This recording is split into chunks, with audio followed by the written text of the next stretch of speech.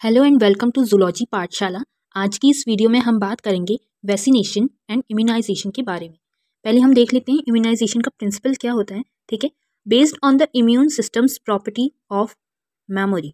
मतलब कि ये इम्यूनाइजेशन का जो वर्क है वो किसके ऊपर बेस्ड होता है, जो भी हमारा इम्यून सिस्टम है उसकी जो एक मेमोरी रखने की पावर है या मतलब कि एक फंक्शनिंग है उसके ऊपर ये बेस्ड होता है। ठीक है, a vaccine contains antigen proteins और इनएक्टिव वीकेंड पैथोजेंस। जो वैक्सीन होती हैं उसमें हमारे क्या क्या होते हैं, कोई भी टाइप के एंटीजेनिक प्रोटीन्स होते हैं या फिर इनएक्टिव या और वीकेंड पैथोजेंस होते हैं जो कि हमारे जो एंटीजेंस हमारी बॉडी में एंटर करेंगे उनसे लड़ने में हमारी मदद करते हैं, इम्यूनिटी प्रोवाइड करने में हमारी मदद करते हैं। ठीक है, थर्ड क्या है इसमें point, stimulates the body to produce antibodies that neutralize real pathogens upon infection.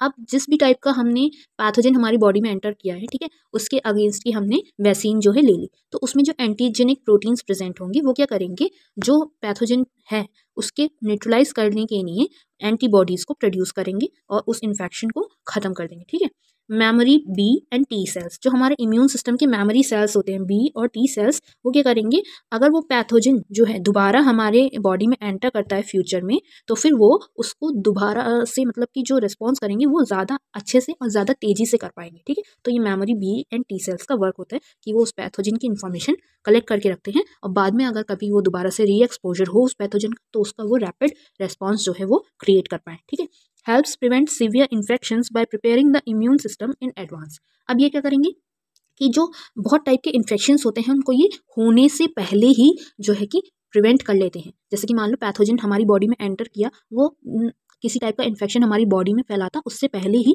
उस पैथोजन को ख़त्म करने का हमारा काम जो है इन्होंने कर दिया। ठीक है, अब टाइप्स अगर हम देखें इम्यूनाइजेशन की, तो ये आप जो है कि डिटेल में इम्यूनिटी वाले चैप्टर में भी या इम्यूनिटी वाले टॉपिक में भी वीडियो में भी आप पढ़ेंगे।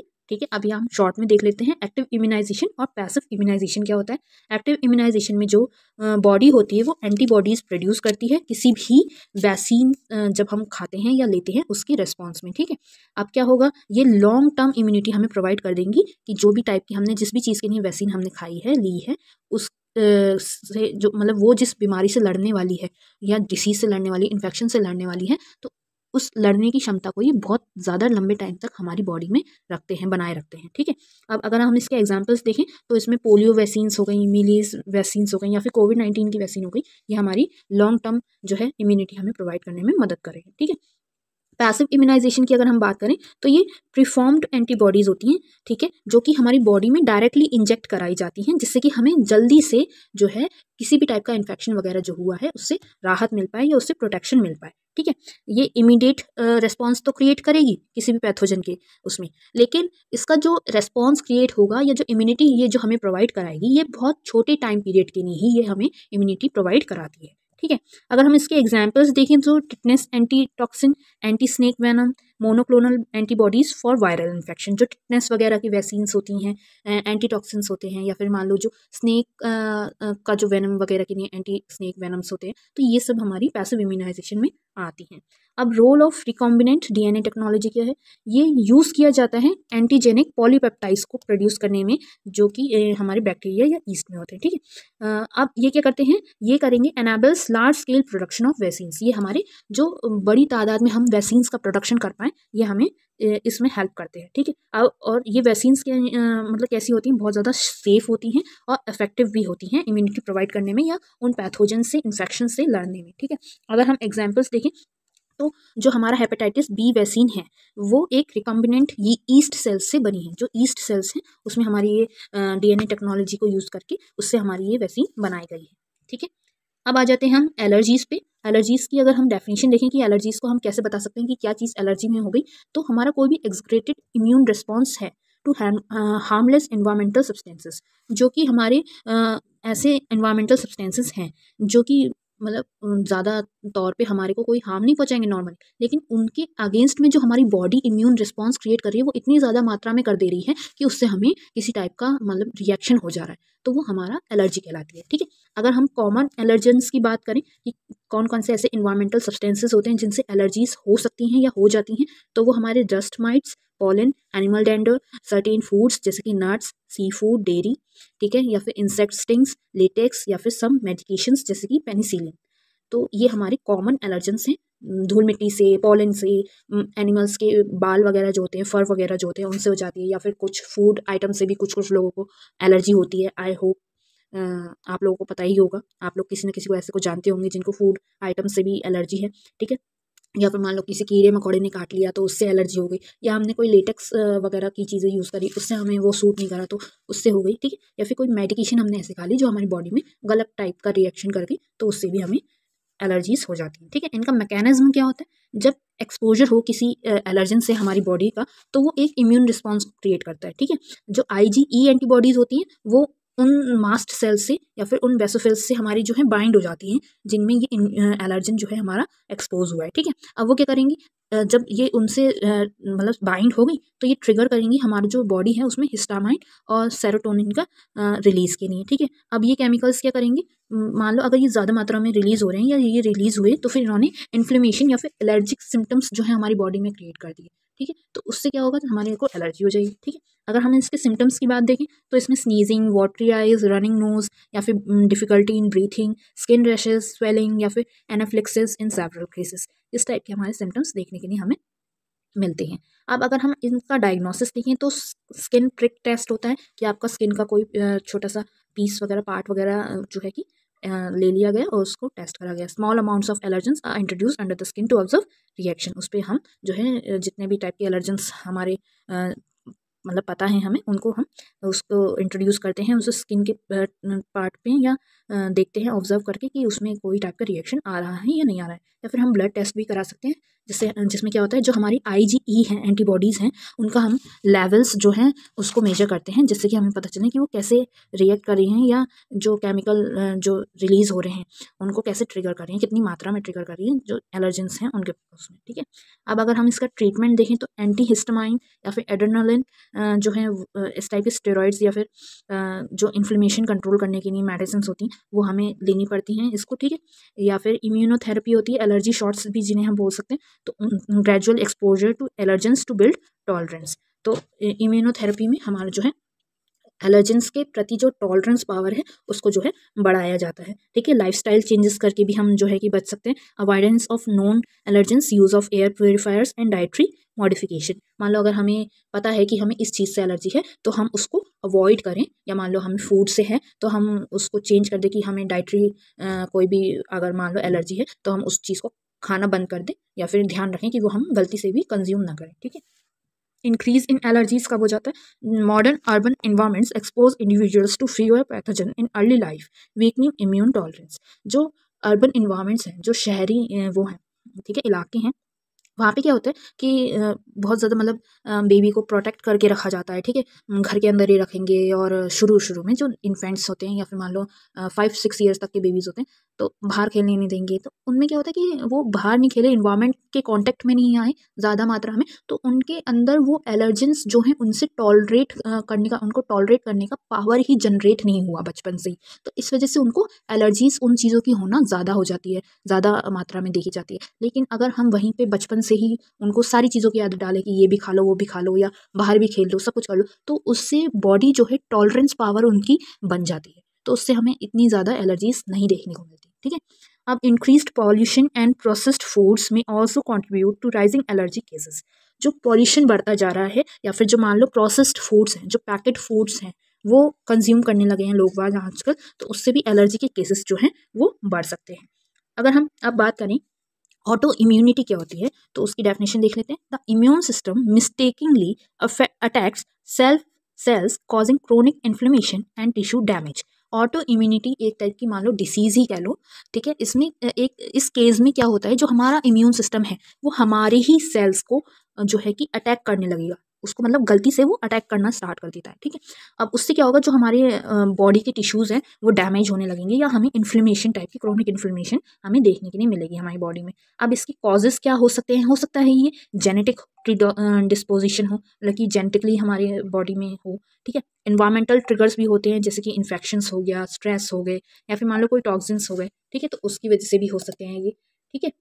और हार्मोनल फैक्टर्स भी कुछ कुछ इस पे जो है कि मतलब कॉज कर सकते हैं, जैसे कि हमारा more common in women due to estrogen effects. जो एस्ट्रोजन है अगर उसका लेवल बहुत ज़्यादा मात्रा में रिलीज हो तो वुमेन्स में ये चीज़ देखने की नहीं मिल सकती है कि ऑटो इम्यूनिटी हो गई। ठीक है, examples of auto immune diseases को अगर हम देखें तो रिमेटॉइड अर्थरिटिस है फर्स्ट एग्जाम्पल इसका, जिसमें क्या होता है क्रोनिक इन्फ्लेमेटरी डिसऑर्डर होता है ये, जिसमें हमारे जॉइंट्स जो हैं, ठीक है, वो अफेक्ट हो जाते हैं, वहाँ पे पेन होने लगता है, स्वेलिंग होने लगती है। टाइप 1 डायबिटीज़ की अगर हम बात करें तो इम्यून सिस्टम जो है हमारे इंसुलिन प्रोड्यूसिंग सेल्स जो होते हैं हमारे पैनक्रियाज में, उनको जो है कि अफेक्ट करने लगता है, अटैक करने लगता है, जिससे कि हमें टाइप 1 डायबिटीज़ भी देखने के लिए मिलती है हमारी बॉडी में। ठीक है, मल्टीपल स्क्लेरोसिस जो है उसमें क्या होता है immune cells damage the protective covering of nerve fibres. जो भी हमारे नर्व फाइबर्स हैं उनकी जो प्रोटेक्टिव कवरिंग होती है इम्यून सेल्स जो है उनको डैमेज करने के कर देते हैं, तो फिर हमारे मल्टीपल ऑर्गन कह लो या मल्टीपल पार्ट्स में हमारे बॉडी के अंदर ही प्रॉब्लम होने लगती है।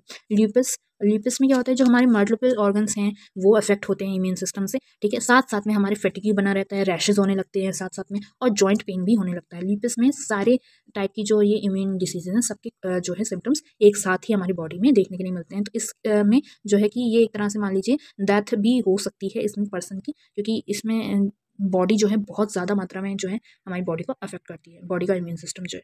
ठीक है, ट्रीटमेंट क्या हो सकता है, इम्यूनोसप्रेसिव ड्रग्स ले सकते हैं, स्टेरॉइड्स जैसे कि बायोलॉजिक्स या फिर मोनोक्लोनल एंटीबॉडीज़ जो हमारी इम्यूनिटी प्रोवाइड करें लेकिन जो हमारा इम्यून सिस्टम है उससे भी लड़ने में मदद करें। ठीक है, एंटी इन्फ्लेमेटरी मेडिकेशंस हो सकती हैं जिनसे इन सिम्टम्स को मैनेज कर लें हम किसी तरह से, तो शायद हमारी बॉडी में थोड़ा बहुत चेंजेस आए, ठीक है, बच जाए। ठीक है, लाइफस्टाइल मॉडिफिकेशन करनी पड़ती है इसके लिए, लाइफस्टाइल को हमारे बहुत हेल्दी डाइट वगैरह और स्ट्रेस मैनेजमेंट करके चलना पड़ता है, तब जा करके हम जो है कि इनसे जो है लड़ पाते हैं। इम्यून सिस्टम कॉम्पोनेंट्स की अगर हम बात करें तो वो क्या करता है, रिकॉग्नाइज करता है, रिस्पॉन्ड करता है या फिर रिमेंबर रखता है जो भी फॉरेजन एंटीजेंस हैं उनको। ठीक है, और जैसे कि जब दोबारा वो एंटीजन जो है हमारी बॉडी में आए तो उसका रिस्पॉन्स जो है वो अच्छे से कर पाए। ठीक है, एक मेजर रोल प्ले करता है ये एलर्जीज़ में, ऑटो इम्यून डिसीजेज़ में और ऑर्गन ट्रांसप्लांटेशन के दौरान भी। ठीक है, और ये हमारी बॉडी को प्रोटेक्ट करता है कोई भी पैथोजेंस हो गए, बैक्टीरिया, वायरसेस, फंजाई या फिर पैरासाइट से।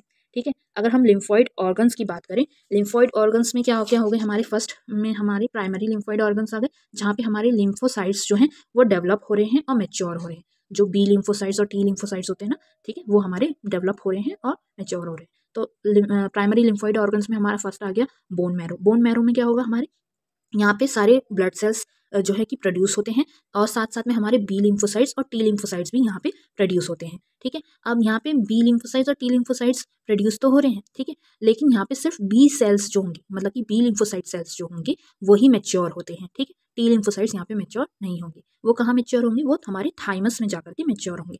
ये located near the heart. Thymus कहाँ लोकेटेड होता है, नियर द हार्ट। यहाँ पे हमारे टी लिम्फोसाइट्स जो है मैच्योर होते हैं। ये किस लिए एसेंशियल होता है, essential for early life immune development. जो हमारा इन्फेंट है, बेबी है, उस अर्ली लाइफ में इम्यून डेवलपमेंट के लिए ये हमारे टी लिम्फोसाइट्स जो है मदद करते हैं।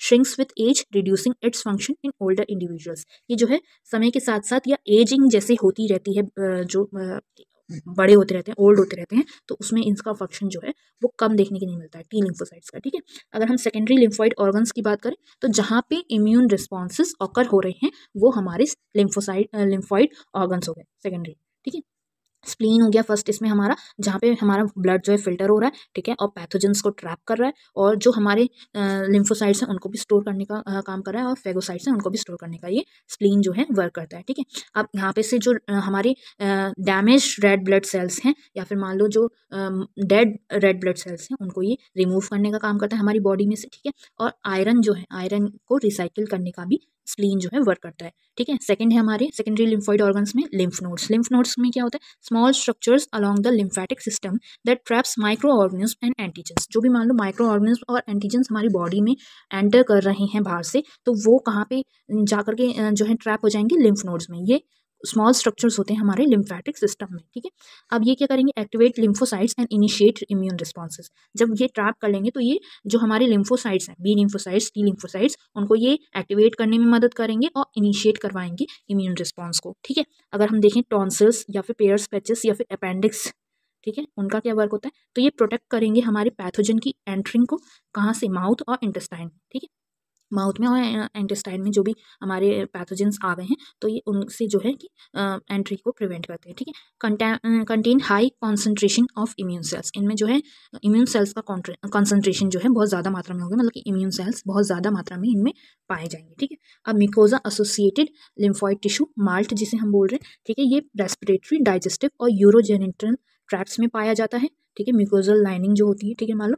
अब accounts for 50% of the bodies lymphoid tissue, ये बॉडी के लिम्फॉइड टिश्यू जितने भी हैं उसमें से 50% हमारे ये म्यूकोजा एसोसिएटेड लिम्फॉइड टिश्यूज ही होते हैं, ठीक है। अब ये एक क्रूशियल रोल प्ले करते हैं हमें म्यूकोजल इम्यूनिटी प्रोवाइड करने के लिए। ये किस टाइप की इम्यूनिटी होती है ये मैंने आपको इम्यूनिटी वाली वीडियो में बता रखा है, आप उसको जा करके देख सकते हैं मेरे चैनल से, ठीक है। Prevents infection at major entry points of pathogen, ये हमारे जो मेजर एंट्री पॉइंट्स हैं से पैथोजन की एंट्री होने से और इन्फेक्शन होने से प्रिवेंट करते हैं, ठीक है। अगर हम आज के इस टॉपिक का कंक्लूजन देखें तो हमने वैक्सीनेशन के बारे में पढ़ा, क्या पढ़ा? Vaccination is an essential preventive measure that strengthen immunity against infectious diseases, ये एक असेंशियल प्रिवेंटिव मेजर है जो कि हमारी इम्यूनिटी को मतलब स्ट्रॉन्ग करता है, बढ़ाता है किसी भी इन्फेक्शियस डिसीज से लड़ने के लिए, ठीक है।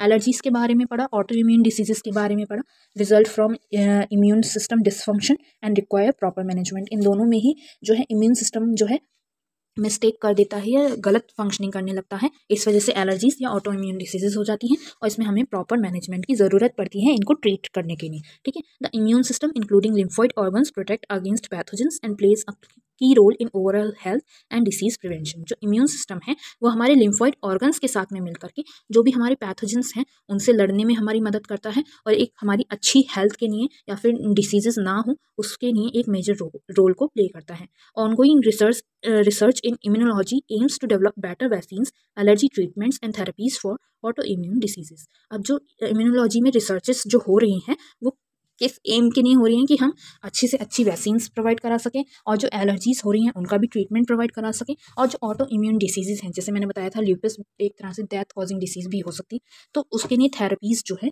हमारी हम जो है प्रोवाइड करा सकें। तो यही था हमारा बस आज का टॉपिक, ठीक है।